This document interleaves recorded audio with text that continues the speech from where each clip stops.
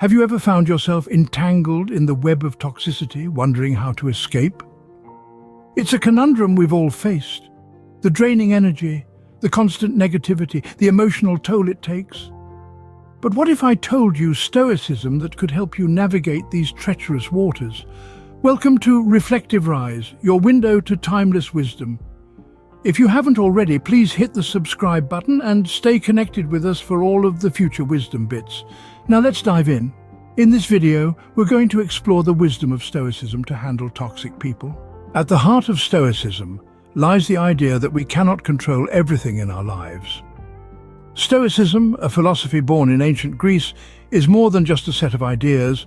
It's a practical guide to life. It encourages mindfulness, resilience, and emotional intelligence. But most importantly, it teaches us how to differentiate between what we can control and what we can't.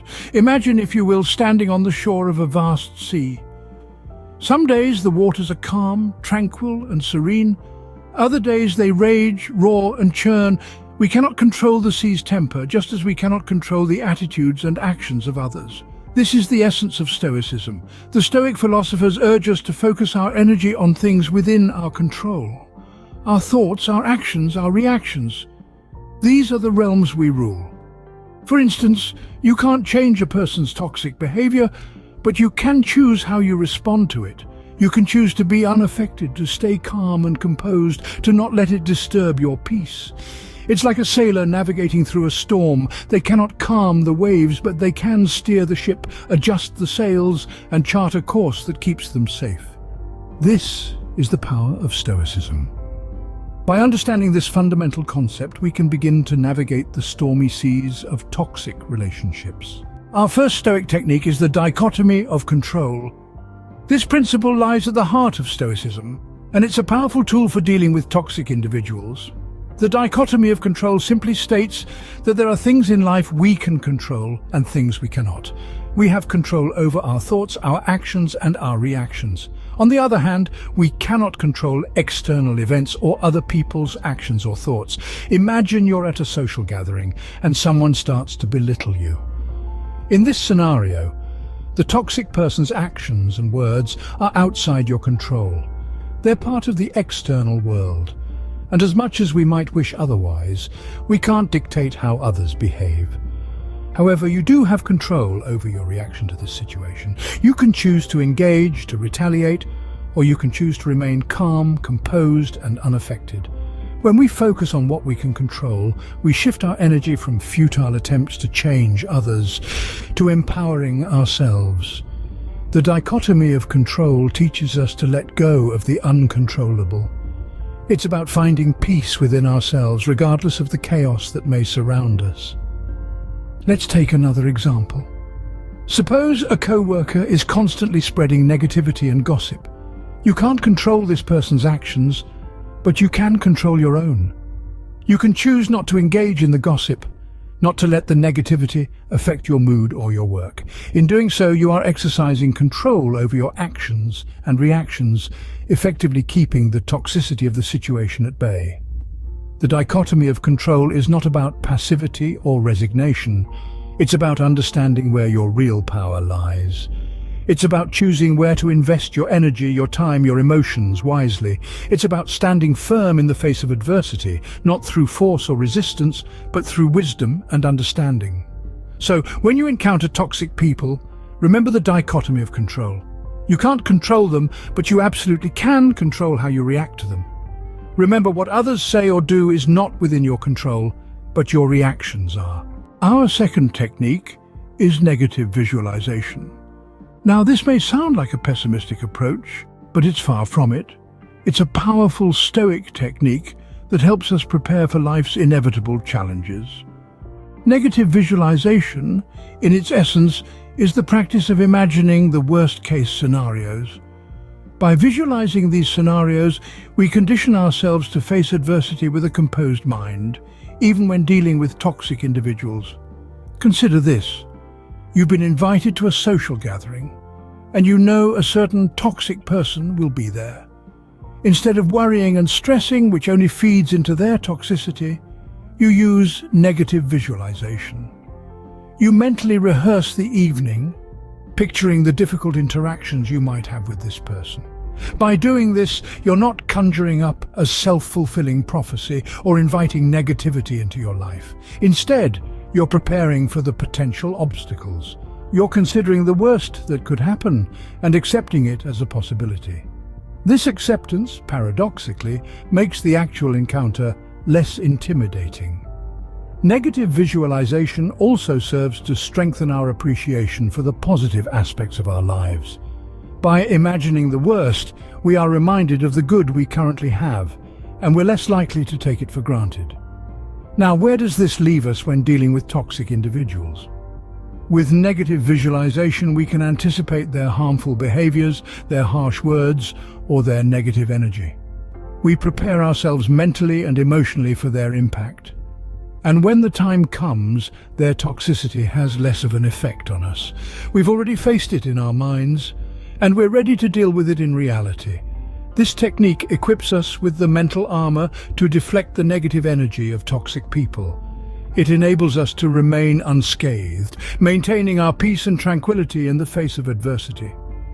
Negative visualization is not about dwelling in negativity, but about building resilience. It's about having the foresight to prepare for the worst while hoping for the best. By anticipating the worst, we can remain calm and composed in the face of toxicity. The third Stoic technique we're exploring is the view from above. Imagine for a moment that you're soaring high above the world, looking down at the hustle and bustle of life. From this elevated vantage point, all the noise, the conflict, the toxicity, it all seems so small, doesn't it? This is the essence of the view from above technique. It's a practice of gaining perspective, of stepping back and seeing the bigger picture. Think about how this can apply to your interactions with toxic individuals. When you're in the thick of a negative situation, it can feel all-consuming. But what happens when you take a step back, when you rise above it all and look down at the situation from a higher plane? Suddenly the intensity diminishes. The influence of that toxic individual on your emotional well-being, once seemingly so significant, pales in comparison to the grand scheme of things. Let's take a practical example. Suppose you have a co-worker who is constantly negative, always criticizing and belittling others. In the moment, their words might seem hurtful, their influence powerful. But now, imagine viewing this situation from above. You see your entire life, your goals, your passions, your loved ones. You see the world in all its complexity and the billions of people living their own lives. Suddenly the negativity of one individual in one corner of your life seems much less important, doesn't it? This is not about belittling your feelings or experiences. It's about understanding that the world is vast and our lives are filled with countless experiences and interactions. It's about recognizing that the toxic behavior of one individual is just one small part of a much larger picture. By adopting the view from above technique, we're not giving toxic individuals the power to taint our entire perspective.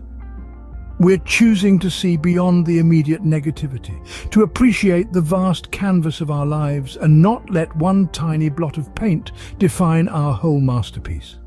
By adopting a broader perspective, we can reduce the influence of toxic individuals on our emotional state. So, by harnessing the power of Stoic philosophy, we can effectively manage the impact of toxic people in our lives. Let's recap the key takeaways from our journey through the ancient wisdom of Stoicism. Firstly, we delved into the dichotomy of control. This concept encourages us to distinguish between what is within our control and what is not. When dealing with toxic individuals, this understanding can be our shield. We can't control their actions, their words, or their attitudes. They are external to us, but we can control our reactions, our emotions, and our thoughts. This is our domain. By focusing on what we can change, we can prevent ourselves from being swayed by the negative influence of others. Then, we explored the technique of negative visualization. This is not about being pessimistic, rather, it's about anticipating potential negative outcomes, preparing ourselves for them, and thereby reducing their sting. When we anticipate the negative behaviors of toxic individuals and visualize how we'll deal with them, we're better equipped to handle the situation when it arises. We can't predict every action, but we can prepare ourselves to respond in a balanced and stoic manner. Finally, we ascended to the view from above. This technique helps us gain a broader perspective by visualizing our place in the grand scheme of things. It's easy to get caught up in the negativity of a single person. But when we zoom out, we realize how insignificant these interactions are in the grand narrative of our lives. This perspective can help us detach ourselves from the immediate impact of toxic individuals, enabling us to respond calmly and rationally. These three techniques, when combined, can serve as a powerful toolkit to manage and minimize the influence of toxic people in our lives. But remember, these are not quick fixes. They require practice, patience, and perseverance. Remember, the key to dealing with toxic people lies within you, in your ability to control your responses, anticipate negativity, and keep a broad perspective. Stay strong, stay stoic. Thank you for watching. Please like, comment, and subscribe to stay connected with us.